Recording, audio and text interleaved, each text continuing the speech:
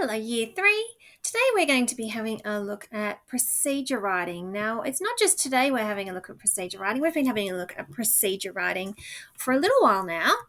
I'll come back to this one. Move my face so we can see. Today we're going to be learning about learning to use the steps of a procedure, the different things we need to do. We're going to be looking at the different kind of language features. That means the type of things that you notice in procedures. And we're going to have a go at having a write of our own procedure at the end. Now you can see down the side of this slide, we've got recipes are a type of procedure, and we've done a few of those recently. Rules for games, if you've been in different maths groups, we've had rules for games. Science experiments, road safety rules and manuals are all examples of procedural texts, and that's writing a procedure. It's for someone else to follow to make sure they can do it correctly, which is very cool. Here's an example. Where do we see procedures? Well, here's one of how to brush your teeth. Up the top, you can see the title. It has the goal, how to brush your teeth properly. It has what you'll need. And if I move this picture of the video, it has the steps 1 to 5, and then down the bottom, a little ending. This one over on this side, how to make a peanut butter and jelly sandwich, is also a procedural text. It has the title up the top, how to make a peanut butter and jelly sandwich. And then it has the steps going down the side. And you can see there, the title is also the aim. It tells you what's going to happen. It doesn't have the material. The materials is in step 1 on this one. So it is the first bit. And then underneath there's steps in order. And step 6, you can just see down the bottom, is enjoy.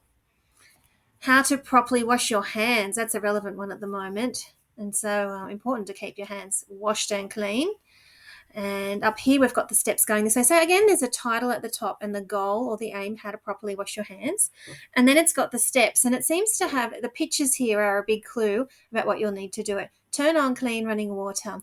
Lather up the soap. So you're going to need water and soap. Scrub for at least 20 seconds. Remember to scrub between your nails. Rinse off and nails and up your wrists. Rinse the soap off in the clean running water and then dry your hands completely. So the pictures there give you a clue of the things that you'll need as well.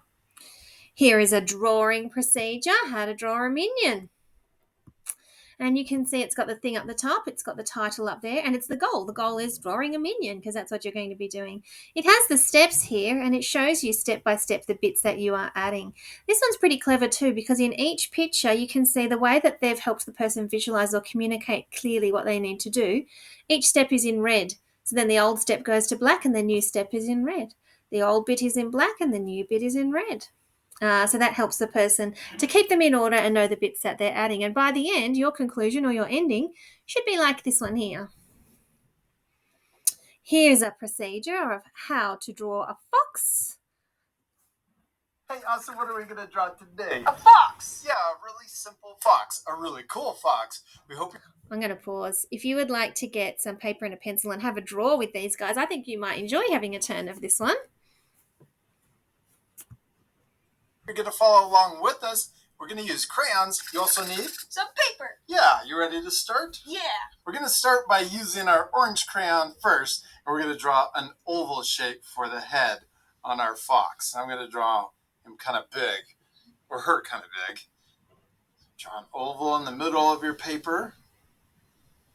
Oh, I like it. I like that it's kind of small. That's kind of shorter. That's okay that our two drawings are different. Yeah. The most important thing is to have fun. And to practice. Yes. Remember to practice and to have fun. All right, let's keep going. Now we're going to draw the ears. We're going to draw an upside down V on the left, or right, I mean, and then also over here on the left. Do you want to do that too? Yes. There you go. Nice. Now, let's also draw the body. We're going to draw the letter U. We're going to come down and then back up. I like sharing our crayons too. Yes. Okay, then we're going to draw a smaller U for our fox's belly or chest that's white.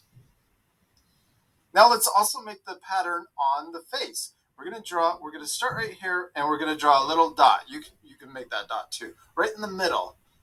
We're going to make this into a black dot for the nose later, but we're going to start here at this dot, and we're going to draw a curve that comes up like this and then back down, and we'll do the same thing over here and then back down. Now it's starting to look like a fox. Mm-hmm. There you go. One on the other side. Now what should we draw? Its tail. Yeah, let's do the tail. We're going to draw a curve that comes out, and then it's going to come back in. A little point at the end. Up, yep, and then back in. You did it. Okay, now right here on the end of the tail, we're going to draw a line.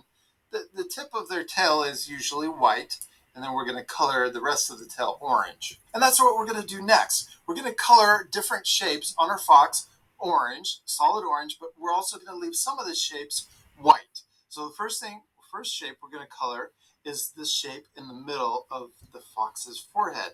And I know our fox looks a little funny because Doesn't have eyes. Exactly. It doesn't have eyes. We're gonna switch to our black crayon here soon. Let's color in first this middle shape. Do you want to switch and do? You can do yours too. Anytime that we fast forward the video, or if we go too fast and you need extra time, remember you can always Pause the video. Yeah, you can pause the video. Now we're gonna color the body. Down here, we're gonna color the outside of the smaller U. So we want to keep this shape white for our fox's belly, and then the outside is going to be orange. All right, do you want to color your body too? Yes. Next, we're going to color the tail, and we're going to leave the tip white, like we mentioned, but color this bottom part of the tail orange. The last step for our orange crayon, we'll come up here to the ears, and we're going to make the lines for the ear thicker. So we'll go back over it and just make it more thick than what it was before. There we go. All right, you want to do that too? Yes. Good job, Oz. Now we're ready to switch to our black crayon. And the first thing we could do is add an oval shape right here and then color it in. And I made it a little bit big, but that's okay. Yeah. Next, let's draw the eyes. I'm going to draw a circle over here and color it in, and a circle over here and color that one in too.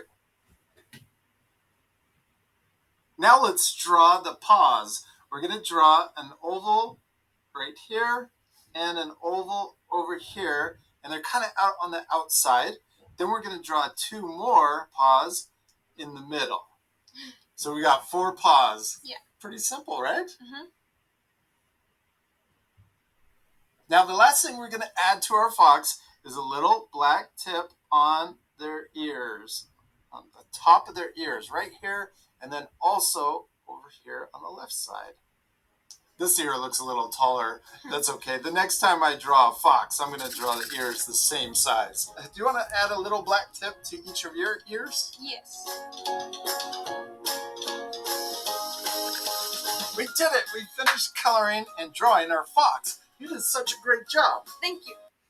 When you're finished your fox, you can pause this video now if you're still going and keep going with your fox. It's an example of a YouTube how-to, a procedure on YouTube, a video how-to, video procedure. What are we going to draw today? A fox. And here you can see a poster. It is a poster of the things we need to have in a procedure. Procedure tells us how to do something. At the top is the title. Tells us what's being explained. Over here we've got making lemonade. The goal tells you what you're hoping to do, the aim that you want to make, or the thing that you want to make. If you follow these steps, you will make a jug of lemonade. The needs, or the materials, or the ingredients, and over here there's everything that you'll need. Now they've got the materials and the ingredients together, the things to make it and the equipment used to make it. And steps by steps down here, the procedure, 1, 2, 3, 4, 5, and check how to check at the end, and it has a clue about what to do if it's not sweet enough. So procedures need a title, a goal, the things you need to make it, the steps, and then how to know at the end if you've done it right or not.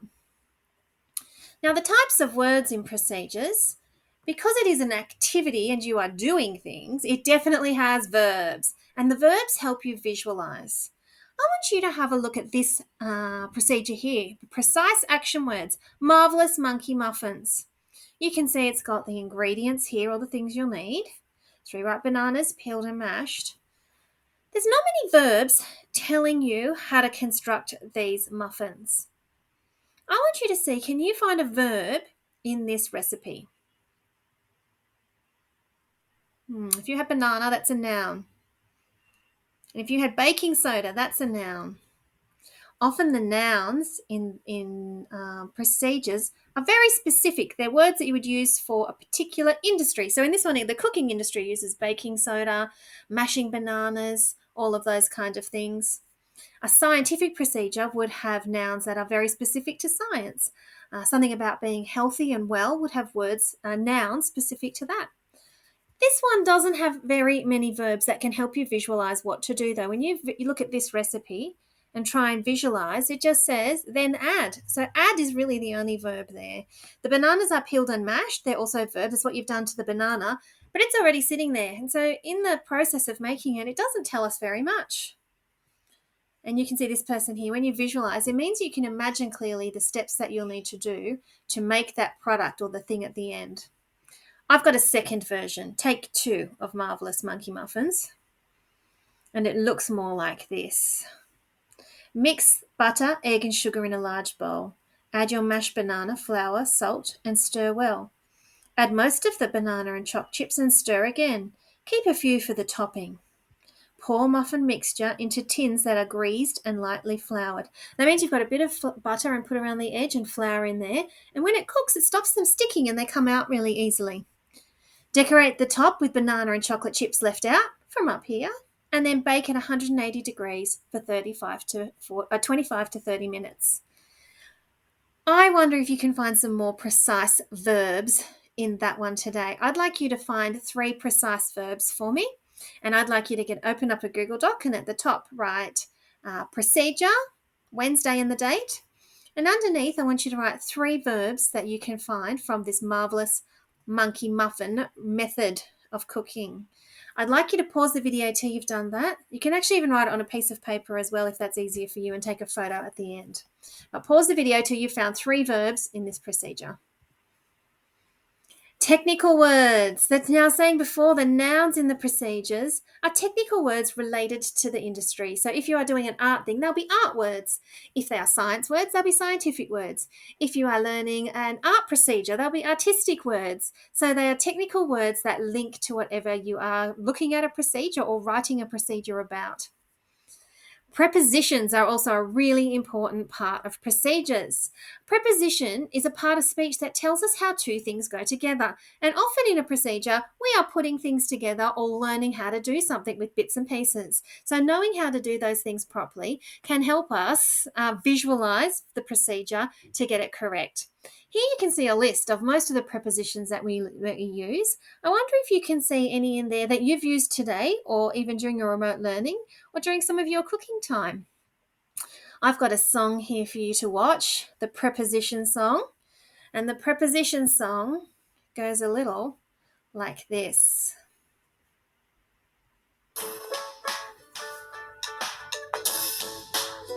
When a bird flies through the air, the word through is the preposition. The word through is the preposition. Oh yeah.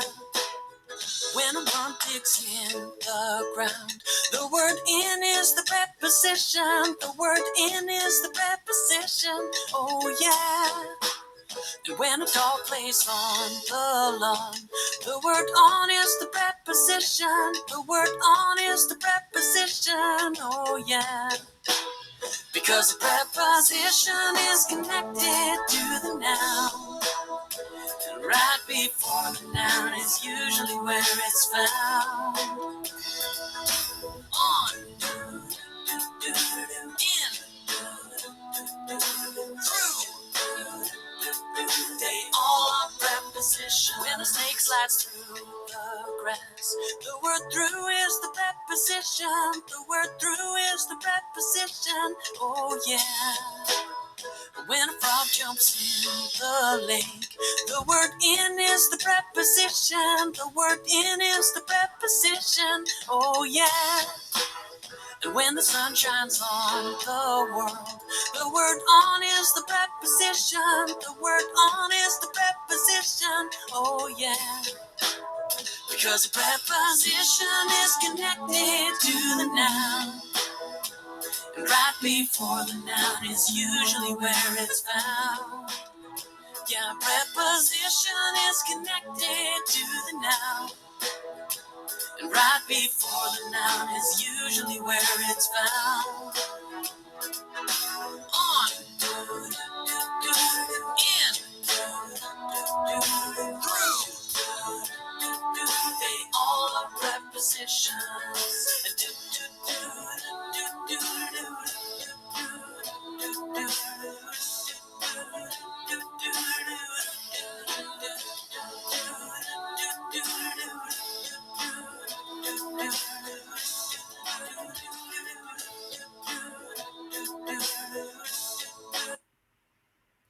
All those prepositions, and we'll need to be using some prepositions in our writing to do a great procedure today. Prepositions also help us visualize what we're going to be doing with the things in our procedure.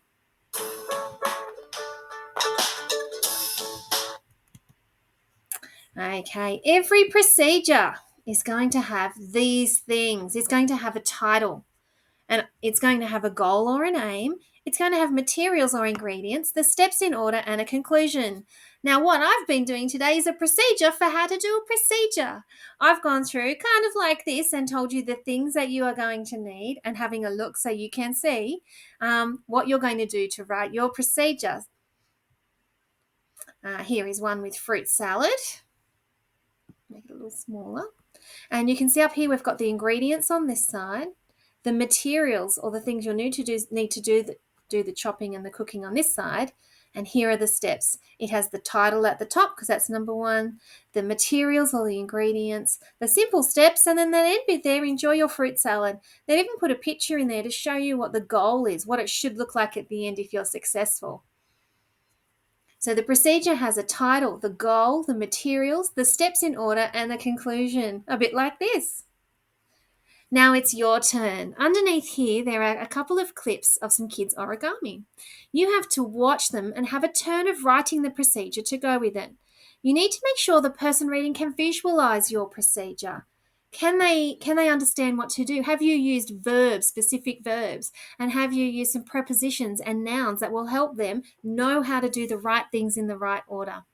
Now you can type it on a Google Doc and share it with your teacher, or you can handwrite it and take a photo and send that in to your teacher as well. So have a go. I can't wait to see your procedures. Remember, they need those 5 things: a title, the goal, the method or the ingredients, the steps in order, and then an ending. You can choose what your ending could be. Happy writing. We can't wait to see your procedures.